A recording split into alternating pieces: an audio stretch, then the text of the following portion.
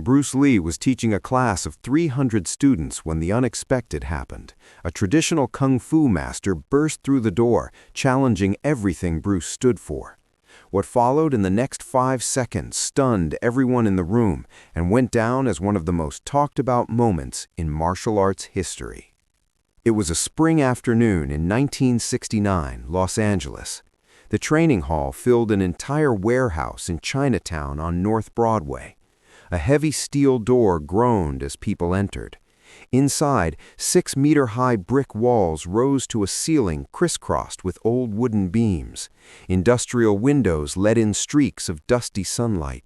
No decorations, no mirrors, no portraits of old masters, just wide-open space, polished wooden floors, and endless possibility.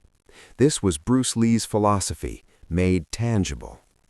Outside, the Californian sun baked the streets, but inside, 300 people pressed into every corner. Bruce had counted them as they entered. He measured, tracked, and quantified everything. Front rows sat cross-legged on the floor, backs straight, embodying his belief that posture reflected both body and mind. Behind them, students perched on folding chairs borrowed from a nearby church. Others pressed against walls, trying to catch a glimpse, while the last arrivals pressed against the steel door, stretching to see over everyone. The air was thick with the scent of sweat and determination, with the rhythmic, controlled breathing Bruce taught, breathing that oxygenates muscles, calms the mind, and transforms ordinary people into something more precise and powerful. Windows had been propped open with long poles, but the breeze barely cut through the heat. The room felt like an oven, a forge, a place where people came to be remade. At the front, Bruce Lee moved effortlessly, shirtless, wearing black sweatpants. Without a shirt, students could see his muscles flex and flow, the efficiency of the human body in motion. He was 28 years old, 1.70 meters tall, 64 kilograms of pure, coiled power, lean, streamlined, built for speed and precision. Sweat glistened on his skin under the afternoon light. His hair, normally perfectly combed, was tousled from hours of non-stop demonstration. This was one of his famous open sessions, held 4 times a year, open to anyone. Traditional martial artists came to see if he was a fraud. Curious outsiders came to witness the spectacle. Believers came to learn. Journalists came to write headlines like "The Man Who Would Reinvent Kung Fu" or "Bruce Lee, Genius or Showman." Half of the room were dedicated students who had rearranged their lives around Bruce's schedule, left old schools, and traveled hundreds of kilometers to train with him. The other half were visitors, some curious, some openly hostile. Traditional kung fu masters, karate black belts, even boxers, all here to judge the young Chinese man who spoke flawless English, quoted philosophy, and moved like no one they had ever seen. For 90 minutes, Bruce had been demonstrating what he called directness. Most martial arts, he explained, were like polite conversations. You attack, your opponent defends, and they switch. Structured, artificial. Real fighting, he said, isn't a conversation, it's an interruption. Striking while the other person is still preparing, being faster than their reaction time allows. He called a large student forward, a former wrestler about 1.80 meters tall, 90 kilograms. The man raised his hands, ready to fight. Bruce, calm and casual, barely looked at him, explaining that stances reveal intentions and give opponents a roadmap. Then, lightning fast, Bruce's fingertips tapped the man's chest. The room barely registered it. The student's eyes went wide. He didn't move, didn't react. Bruce's hand was already back at his side. That, Bruce explained, is directness, efficiency. Acting while your opponent is still preparing, not bound by tradition or expectation. Then the steel door creaked open. Every head turned. The sound cut through the lesson like a knife.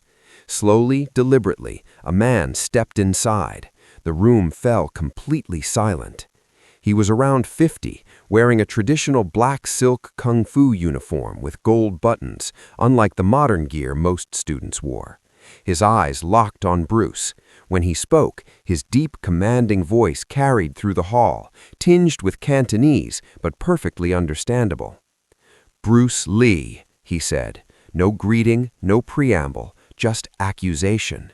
Two words that hung in the air like smoke from a gun. Despite the heat, the room seemed to cool. Every student froze. The big wrestler at the front was forgotten. All eyes were on the man in the doorway, the uninvited guest, a living challenge. Bruce turned slowly. His face didn't change. Calm, curious, like a scientist observing a rare insect. Not threatened, not angry, just completely, utterly attentive. His body shifted subtly, almost imperceptibly, but seasoned students noticed. His weight balanced, his hands relaxed at his sides, yet ready, like casually held weapons, potential energy waiting to strike. "Yes," Bruce said. One word, neutral, revealing nothing. The man stepped fully into the room. The steel door slammed shut behind him with a thunderous bang. Several students flinched. He walked forward, deliberate and unhurried, hands clasped behind his back, posture that radiated mastery and fearlessness built over 50 years. He stopped 3 meters from Bruce, close enough to challenge, far enough to maintain respect. "I am Master Wong Ten Lok. I teach Wing Chun in San Francisco. Traditional Wing Chun, passed down by my teacher, the very one who trained Bruce Lee before he abandoned everything he learned." The word abandoned echoed in the room like a drumbeat. Some students stiffened. One, Dan, in the front row, clenched his jaw. Bruce lifted a hand, almost invisible, a silent signal for calm. Slowly, the tension softened, but only slightly. "Master Wong," Bruce said, voice calm, steady, instructive, "what brings you to Los Angeles, to my school, to interrupt a class of 300 people who have come to learn?" Wong's expression hardened. "I've heard enough," he said, voice rising. "For 2 years I've heard stories about you, Bruce Lee, that you call classical kung fu useless, that you tell your students to forget tradition, that you claim to have invented something better, that you bring shame to your teacher, your lineage, your art." His voice grew louder with each sentence, almost shouting by the end. "I came to see if these stories are true, to show these students that you are a fraud, to show these students that tradition is superior, to defend the honor of Wing Chun." The room erupted. Students shouted, some defending Bruce, others demanding Wong leave. Noise and tension spiked instantly. Bruce didn't flinch. He didn't argue. He watched Wong the same way he might observe a student struggling with a technique, calm, curious, composed. Then he raised his hand again, larger this time, commanding. Instantly, silence fell. 300 students obeyed without hesitation. Wong spoke again, voice now edged with certainty rather than anger. "You've come to prove I am a fraud, to show my students that tradition is superior, to defend the honor of Wing Chun." Bruce tilted his head slightly. "Let me make you an offer," he said, calm, deliberate. "In front of these 300 witnesses, students, skeptics, and traditional masters, let me prove whether my methods work, or show that I am arrogant." The room held its breath. Wong's eyes narrowed. "What do you propose?" Bruce didn't change his expression, but his energy shifted, taut and alive like a spring ready to release. 5 seconds, he said quietly. "Give me 5 seconds. If you can stop me, block me, counter me, I will close this school. I will apologize publicly, admit I am wrong. But if I show you the limits of classical methods," he paused. The room leaned forward, silent. "Then you stay. You sit with my students. You learn with an open mind. You allow for the possibility that even 50 years of training haven't taught you everything." Wong's face shifted from anger to shock to calculation in a heartbeat. He had come to humiliate Bruce, expose him, destroy his reputation. Now Bruce offered exactly that, a public test, a clear winner and loser, a definitive moment that would echo for decades. Wang glanced around, 300 faces, cameras, witnesses. His legacy hung in the balance. He stared at Bruce, small, lean, shirtless, revolutionary. Finally, he made his choice. 5 seconds, Wang said. I accept your challenge, and when I prove Wing Chun is superior, you will never disrespect traditional methods again. Bruce nodded once. Dan, he said, without taking his eyes. Stop the time. Dan in the front row pulled out his watch. His hand trembled, not from fear, but anticipation. He knew what was about to happen. Everyone in the room was about to witness something they would talk about for the rest of their lives. At first, no one understood. 5 seconds? 5 seconds for what? To prepare? To finish? Master Chen's brow furrowed in confusion. His posture wavered as he tried to process Bruce's words. But Bruce wasn't looking at him. He was looking at Dan. Dan, start the timer, Bruce said calmly. From the moment I move until Master Chen understands. 5 seconds. Dan's thumb hovered over the stopwatch. His face was a mixture of excitement and apprehension. The other students had no idea what was coming. They only felt the tension, the impossibility of what Bruce had claimed. 5 seconds to challenge decades of traditional training. 5 seconds to demonstrate an entire philosophy. Chen's confidence returned. 5 seconds, he said, voice now dripping with contempt. You're going to defeat me in 5 seconds? Prove me wrong? He laughed, a short, bitter sound, full of arrogance. Exactly what Bruce wanted to see. Bruce said nothing. He simply stood, feet shoulder-width apart, hands loose at his sides. No stance, no defensive posture, just standing, calm, like someone waiting for a bus, like someone with nothing to prove and all the time in the world. Chen's face turned red. You mock me with your casualness, standing like a child, like someone who has never trained. Bruce's voice was quiet, almost friendly. Your posture tells me everything. You're in hunger. You'll use your iron bridge technique, your forearms hardened like wood, your stance immovable as mountains. But Master Chen, what happens when the mountain is asked to move like water? What happens when strength meets speed you cannot see coming? Chen's eyes flashed. He had enough of words, enough philosophy, enough of this young upstart rewriting martial arts history. Then show me, he shouted. Stop talking. Show me the superior method. Show my students why they should abandon proper training. Bruce nodded once. He looked at Dan. Start the stopwatch. Click.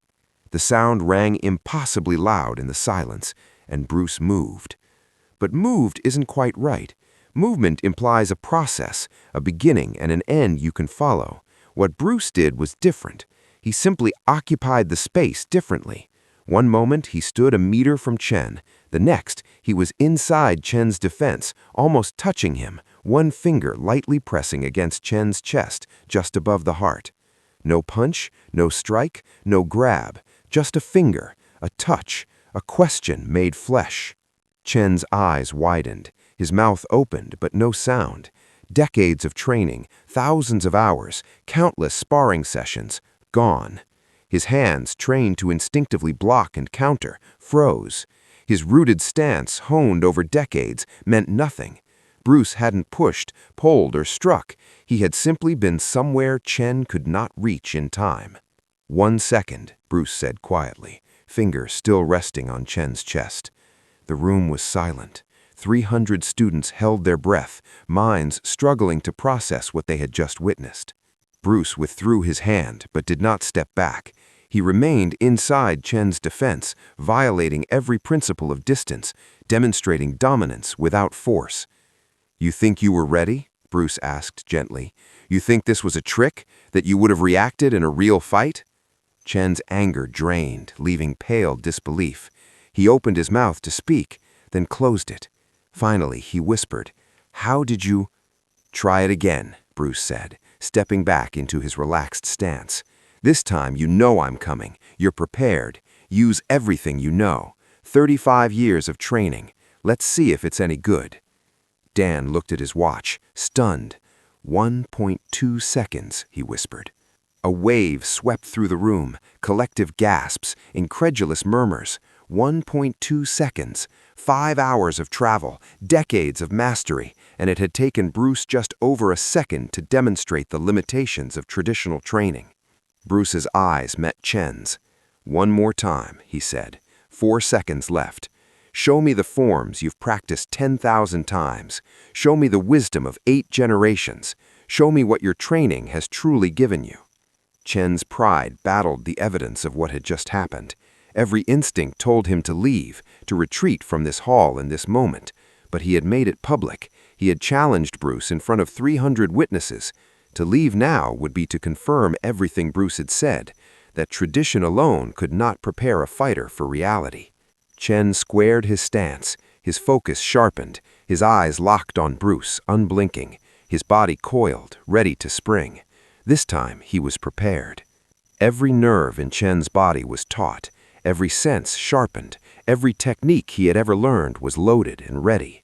Bruce stood casually, relaxed, waiting. "Whenever you're ready, Master Chen." Chen didn't wait. He lunged forward, his body moving with the precision and power of decades of practice. His front hand shot out in a traditional punch, backed by years of forearm conditioning. His rear hand prepared a follow-up, footwork solid, every motion beautiful, the result of countless hours of training. For a split second, it seemed it might succeed, and then Bruce was gone.